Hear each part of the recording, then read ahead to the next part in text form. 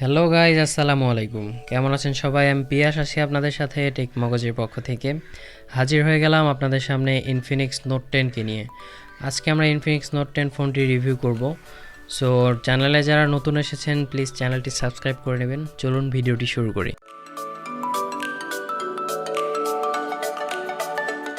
প্রথমে আসি ফোনটির আনবক্সিংয়ে। আনবক্সিং করার সাথে সাথে আমরা পেয়ে যাচ্ছি ইনফিনিক্স নোট 10 ফোনটি। এরপরে থাকছে বক্সের ভেতরে থাকছে টাইপ সি কেবল এবং একটি 18 ওয়াটের ফাস্ট চার্জার। তারপরে আমরা পাচ্ছি কিছু ইউজার ম্যানুয়াল গাইড এবং ওয়ারেন্টি কার্ড। এরপরে বক্সের ভেতরে পাচ্ছি হচ্ছে একটি প্রোটেক্টিভ কেস, যেটি কোয়ালিটি মোটামুটি ভালো ছিল, এবং একটি স্ক্রিন গার্ডও পাচ্ছি আমরা এই বক্সের ভেতরে।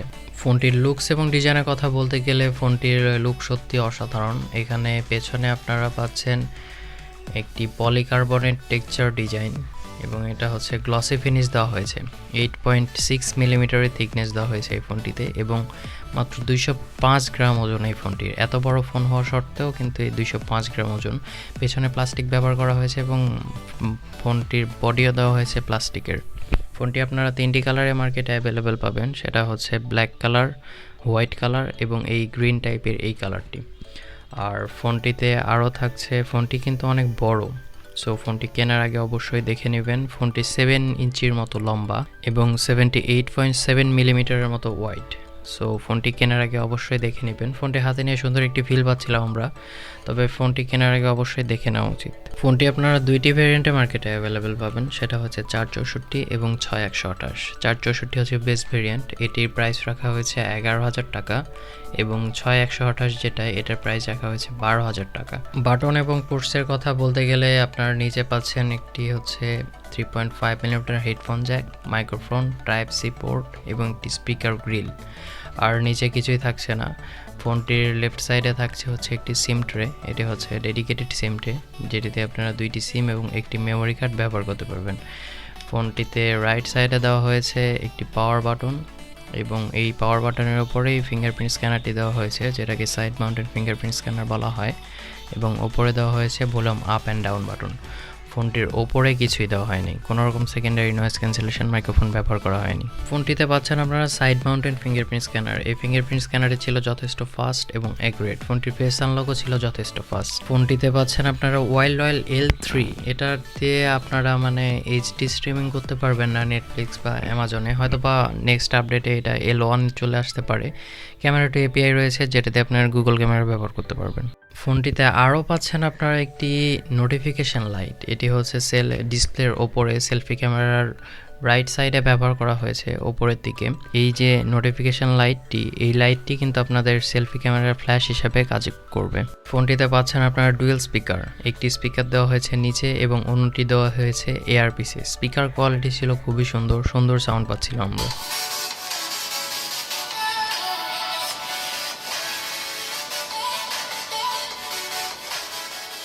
ফোনটির প্রসেসর সেকশনে পাচ্ছেন আপনারা মিডিয়াটেকের হেলিও G85, এটি হচ্ছে 12 ন্যানোমিটারের একটি প্রসেসর, 2 গিগাহার্টসের, এবং জিপিইউ সেকশনে পাচ্ছেন আপনারা মালি G52। এই প্রাইজে এই প্রসেসরটি আমার কাছে যথেষ্ট ভালোই লেগেছে। আর এই প্রসেসরটি দিয়ে আমরা অনেকগুলো গেম ট্রাই করেছি, অনেক বড় বড় গেম ট্রাই করেছি, যেমন কল অফ ডিউটি, পাবজি, সবগুলাই মিডিয়াম এবং লো গ্রাফিক্সে সুন্দর স্মুথলি খেলা যাচ্ছিলো। হাই গ্রাফিক্সে খেলতে গেলে প্রচুর ল্যাগিং দেখা দিচ্ছিল, সো মিডিয়াম গ্রাফিক্সে খেললে আশা করি কোনো রকম সমস্যা হবে না।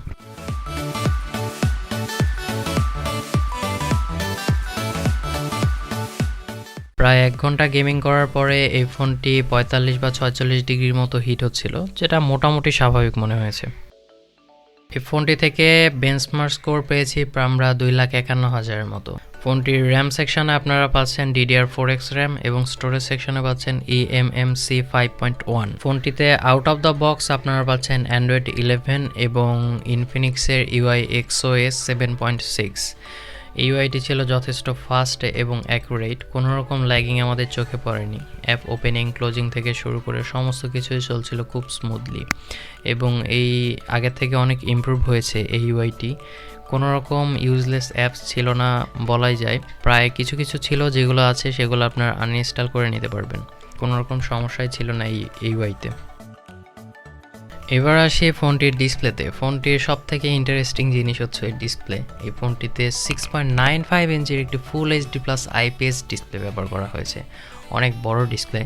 এখানে 180 হার্জের টাচ স্যাম্পলিং রেট দেওয়া হয়েছে, সেন্টার পাঞ্চ হোল একটা ক্যামেরা দেওয়া হয়েছে, প্লাস হচ্ছে 480 নিটসের ব্রাইটনেস দেওয়া হয়েছে, 91% স্ক্রিন টু বডি রেশিও পাচ্ছেন আপনারা, এবং এই ডিসপ্লেটিকে প্রোটেক্ট করছে এনএজি ডাইনোরেক্স। সো এটি আপনারা কর্নিং গরিলা গ্লাস 3 সাথে কম্পেয়ার করতেই পারেন। ডিসপ্লেটির চিন এবং ব্যাজেলের পরিমাণ ছিল খুবই কম, একদম এই বাজেটের ফোনে যে এত কম চিন এবং ব্যাজেল পাবো সেটা ভাবতেও পারেনি, খুবই কম ছিল চিন এবং ব্যাজেলের পরিমাণ। 180 হার্জের টাচ স্যাম্পলিং রেট দেওয়ার কারণে ডিসপ্লেটি খুব স্মুথলি চলছিল, স্ক্রল করা যাচ্ছিল খুব সুন্দর, কোনো রকম ল্যাগিং আমাদের চোখে পড়েনি। ডিসপ্লেতে ব্যবহার করা হয়েছে 480 নিটসের ব্রাইটনেস। এই ব্রাইটনেসে টানা রোদের মধ্যে গেলে একটু দেখতে সমস্যা হচ্ছিল, আউটডোরে কোনো রকম সমস্যা হয়নি। ডিসপ্লেটির মাল্টিমিডিয়া এক্সপিরিয়েন্স ছিল অসাধারণ। যারা অ্যাকচুয়ালি মুভি বা গান শুনতে পছন্দ করেন তাদের জন্য এই ডিসপ্লেটি একদম উপরের পর্যায়ে থাকবে ফার্স্ট চয়েস হিসেবে, কারণ এই ডিসপ্লেতে অনেক বড়, plus IPS LCD panel display হওয়া সত্ত্বেও ফুল এইচডি প্লাস দেওয়ার কারণে এই ডিসপ্লেটি দেখতে খুবই ভালো লাগছিল এবং এর মাল্টিমিডিয়া এক্সপিরিয়েন্সও ছিল খুবই সুন্দর। ফোনটিতে ব্যবহার করা হয়েছে 5000 এমএএইচের একটি বিগ ব্যাটারি, এবং এই ব্যাটারিকে চার্জ করার জন্য বক্সে প্রোভাইড করা হয়েছে 18 ওয়াটের একটি ফাস্ট চার্জার। এই চার্জারটি দিয়ে এই ব্যাটারিকে চার্জ করতে প্রায় 2 ঘন্টার মতো সময় লেগে যাবে, তাও কিন্তু এই ব্যাটারি দিয়ে প্রায় 1 দিনের মতো ব্যাকআপ পাওয়া যাবে। ফোনটির কানেক্টিভিটি সেকশনে আমরা পাচ্ছি Bluetooth 5.0, dual 4G volt wifi calling. এই ফোনটিতে দেওয়া হয়েছে ট্রিপল ক্যামেরা সেটআপ, এবং মেইন ক্যামেরা হিসেবে ব্যবহার করা হয়েছে 48 মেগাপিক্সেলের ক্যামেরা, এবং 2 মেগাপিক্সেল করে ম্যাক্রো এবং ডেপথ সেন্সর দেওয়া হয়েছে, এবং সেলফি ক্যামেরা হিসেবে ব্যবহার করা হয়েছে 16 মেগাপিক্সেলের একটি ক্যামেরা। এই ফোনটিতে কোনো রকম আলট্রা ওয়াইড ক্যামেরা কিন্তু আপনারা পাচ্ছেন না। ফোনটির ক্যামেরা কোয়ালিটি কিন্তু খুবই ভালো ছিল, কারণ এই দামের ফোনে এত সুন্দর ক্যামেরা পাবো আমরা ভাবতেও পারিনি। 48 মেগাপিক্সেল ক্যামেরা দেওয়া হয়েছে মেইন ক্যামেরা হিসেবে, প্লাস এই ক্যামেরা দিয়ে অনেকগুলো ছবি তুলেছি আমরা, ছবির স্যাম্পলগুলো আপনাদের সামনে তুলে ধরবো, কিন্তু এই ক্যামেরার ছবিগুলো ছিল খুবই ভালো এবং খুবই সুন্দর ডাইনামিক রেঞ্জ পেয়েছি এবং ডিটেলস পেয়েছি আমরা। এবং অন্যান্য যেটি ক্যামেরা আছে ম্যাক্রো ক্যামেরা, সেটি হচ্ছে চালিয়ে নেওয়ার মতো ক্যামেরা বলা যায়। সো ছবির স্যাম্পলগুলো দেখলে আপনারা বুঝতে পারবেন।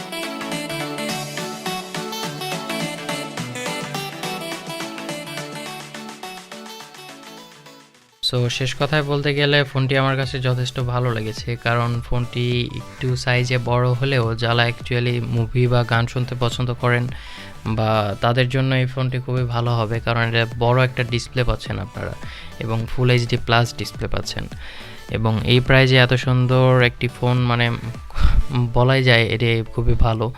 এবং এটি গেমিং মানে মিডিয়াম গ্রাফিক্সে গেম খেলতে পারবেন আপনারা খুব স্মুথলি এই ফোনটি দিয়ে, এবং এটি ভালো একটা ব্যাটারি পাচ্ছেন, আপনার বড় সাইজের ব্যাটারি পাচ্ছেন, প্লাস এখানে ব্যাটারিকে চার্জ করার জন্য কিন্তু একটি ফাস্ট চার্জার দেওয়া হয়েছে, ডুয়েল স্পিকার দেওয়া হয়েছে, 3.5 মিলিমিটার হেডফোন জ্যাক পাচ্ছেন। সো সব দিক দিয়ে বিবেচনা করলে ফোনটি যথেষ্ট ভালো লেগেছে আমার কাছে। সো দেখুন রিভিউটি দেখে আপনারা বুঝতে পারবেন যে আপনাদের জন্য ফোনটি কতটা পারফেক্ট হবে। সো এই ফোনটির যে প্রাইস রাখা হয়েছে 11,000 টাকা বেস ভেরিয়েন্ট, সেটি আমার কাছে আরও ভালো লেগেছে, কারণ এই ফোনটি এই প্রাইসে সত্যি অনেক কিছু অফার করছে। সো ভিডিওটি কেমন লাগলো জানাবেন আমাদেরকে। ভিডিওটি ভালো লাগলে আমাদের চ্যানেলটিতে সাবস্ক্রাইব করে নেবেন এবং আমাদের ভিডিওতে লাইক করবেন এবং কমেন্ট করবেন। ধন্যবাদ সবাইকে।